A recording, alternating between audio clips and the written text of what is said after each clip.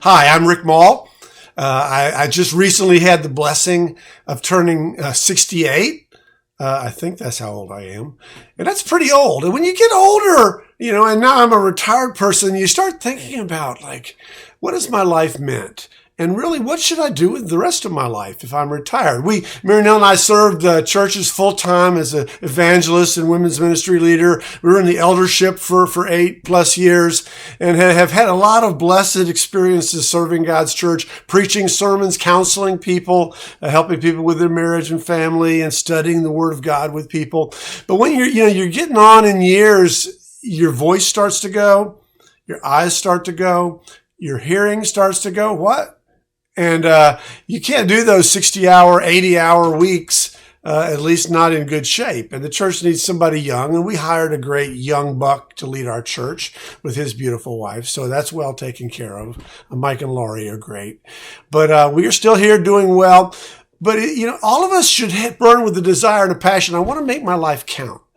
And one of the things I wanted to do, and I've always enjoyed doing, is encouraging people, when people are down or people need their faith lifted up. And, I decided, of all things, to be a writer. I had aspired to do that when I was in college, had great teaching and some great friends and professors that taught me what it meant to be a writer and a lot of the skills of being a writer. But it wasn't until a few years later, it was close to my 60th birthday, Mary Nell and I were riding in one of those carriage tourist things down in Beaufort, South Carolina. And they were showing us this beautiful town. It's a beautiful place. They got beaches, seafood, and some of the beautiful, most prettiest old buildings you're ever going to see. But they pointed to this one White House, this big mansion, and they said, that's the Robert Smalls house. And I said, who's Robert Smalls? They were Robert Smalls, and they went on to describe this guy. Once they described the story of Robert Smalls, I leaned over to Mary Nell. She'll tell you. I said, somebody needs to write a book about this guy. And I went back and looked it up, and some books had been written about Robert Smalls, a historical figure. But I wanted to write the first novel that really brought it to life and helped people to put themselves back in that situation. Robert Smalls was an African-American hero. He was born in the middle of the 1800s. And during the Civil War, when he was in his early 20s, he was working on a boat there in Charleston Harbor, and the brilliant Confederates made him, an African American guy, the pilot, the helmsman of their flagship, the Planter.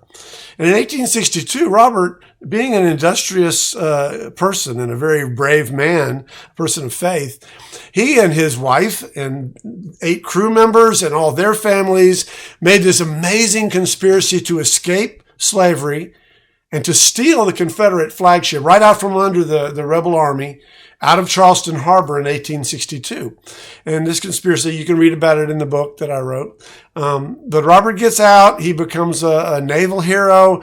He got rich from the money they gave him, a prize, half the value of the boat that he stole. Got to recruit the first black regiments into the Civil War. You see the movie Glory. Those were portraying the people that Robert Smalls and Frederick Douglass worked to bring into the military service. But during the war, he won, something like 17 medals for bravery in engagements there in Charleston during the war. He was made to be a pilot and eventually a captain of a ship there in Charleston Harbor during the war, became the first black man to command a ship in the U.S. Navy. After the war, he had taken the money from the value of the boat that he had stolen, and Robert bought the house where he had been enslaved as a child.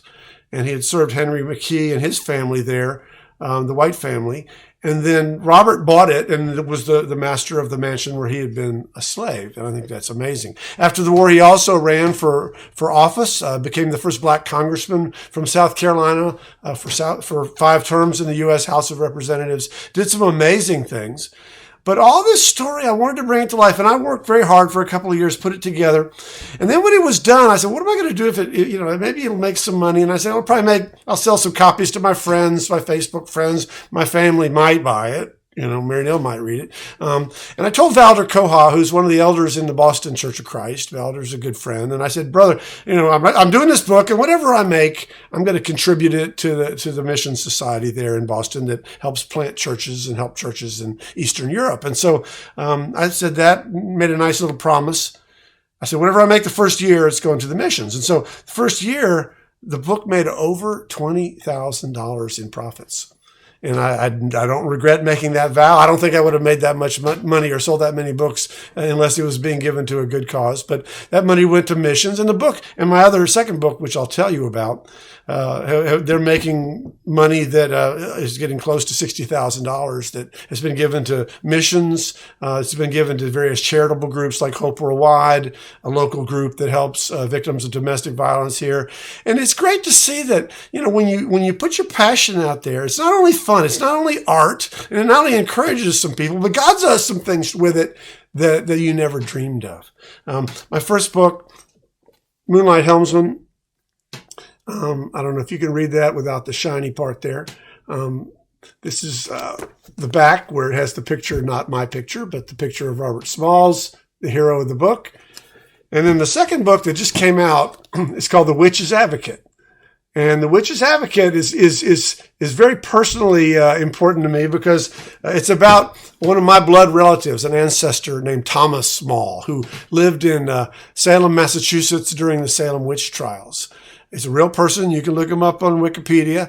Very few history books mention Thomas Small, but he was an important character in our country, and I'll tell you why in a minute. But Thomas Small was a loudmouth, like some people I know. Probably in the Maule blood. He was a minister. He was a Quaker. I'm not a Quaker, but he was a Quaker preacher, and he was there during the witch trials. And lo and behold, he didn't stand with the Puritans in persecuting the women and others that were accused of witchcraft. He actually stood up for the civil rights of those people, realizing they were just outspoken people or people that didn't agree with the Puritans, and the Puritans didn't like it. And so they hung these 20 people there in Salem. And Thomas Small was so angry and his convictions were so strong, he said he wanted to write a pamphlet. So he wrote a brief pamphlet, which is like a Maule pamphlet. It was 260 pages. It had some humorous parts. It had some very venomous, contrarian parts where he took a stand against the Puritans, which he should have. And he was an amazing man. He stood up for the rights of oppressed people. He stood up for the Native Americans. He stood up for African Americans, for women and others that didn't have a voice. They were marginalized people. And he thought, well, I'm taking a stand. This is going to be very inspiring. And it was. And what he didn't realize was the Puritans were going to be ticked off. And they took him not only to court. He had been taken to court for things he said before, but this time he was charged with seditious libel, which is a capital offense. And, there's a difference between standing with a sign on a street corner and risking life and hanging for the things that you believe. And Thomas Maule stood up. He kept on speaking. He did not back down. And there was this amazing trial, very dramatic. A lot of great things happened in his life. You can buy the book. It'll help missions. But Thomas Maule's case became the precedent for our First Amendment, freedom of speech, freedom of religion.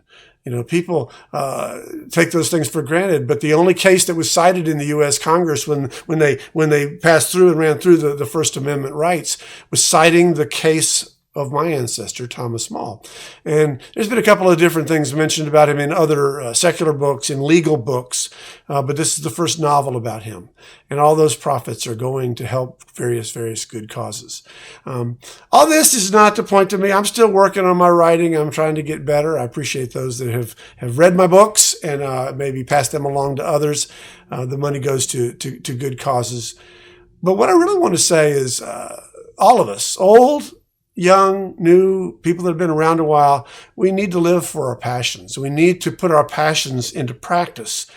And sometimes we think we're doing one thing. I thought I was writing a book that would encourage people with these stories.